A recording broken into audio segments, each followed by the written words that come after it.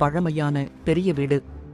இரவு நேரம் சாந்தியும் அவளுடைய பாட்டி பார்வதியும் ஹாலில் அமர்ந்திருக்கிறார்கள். மின்சாரம் திடீரென தடைபடுகிறது. மெழுகுவர்த்தி வெளிச்சம் மட்டும் இருக்கிறது.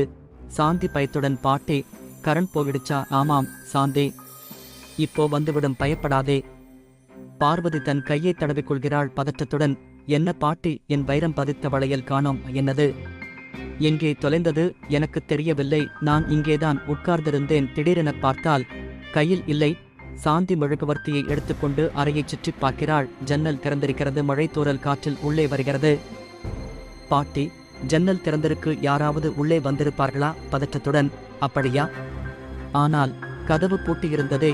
சாந்தி ஜன்னல் அருகே தரையில் ஏதோ மின்னியதை பார்க்கிறாள். அவள் மெதுவாக அதை எடுக்கிறாள். அது ஒரு சிறிய வைரக்கல். பாட்டி, இது என்னன்னு பாருங்க.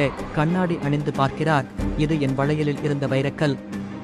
அப்போ வளையல் இங்கேதான் தொலைந்திருக்கிறது. ஆனால் எப்படி? சாந்தி யோசிக்கிறாள். அவள் பார்வதியின் கையை பார்க்கிறாள். பார்வதியின் கையிலிருந்த மெல்லிய துணியில் ஒரு சிறிய கிழிசல் இருக்கிறது. பாட்டி, உங்க துணியில் கிழிசல் எப்படி வந்தது? ஆச்சரியத்துடன். எனக்கு தெரியவில்லையே, நான் கவனிக்கவே இல்லை பாட்டி. நீங்க மெழுகுவர்த்தியை பொருத்தும் போது உங்க வளையல் இந்த ஜன்னல் கம்பியில் உரசி இருக்கும். அதனால வைரக்கல் தனியா விழுந்திருக்கும். நீங்க துணியை வைத்து கையை துடைக்கும் போது வளையல் நழுவி கீழே விழுந்திருக்கும். ஆச்சரியத்துடன். ஆமாம் சாந்தி, நீ சொல்வது சரிதான். நான் கவனிக்காமல் செய்துவிட்டேன். சாந்தி தரையில் தேடி வளையலை எடுக்கிறாள். அது ஜன்னல் அருகே ஒரு மூலையில் கிடக்கிறது. இதோ பாட்டி, உங்க வளையல்.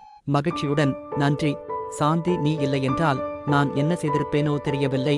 மின்சாரம் வருகிறது. அறையில் வெளிச்சம் பரவுகிறது. சாந்தி மற்றும் பார்வதி இருவரும் நிம்மதியாக சிரித்துக் கொள்கிறார்கள்.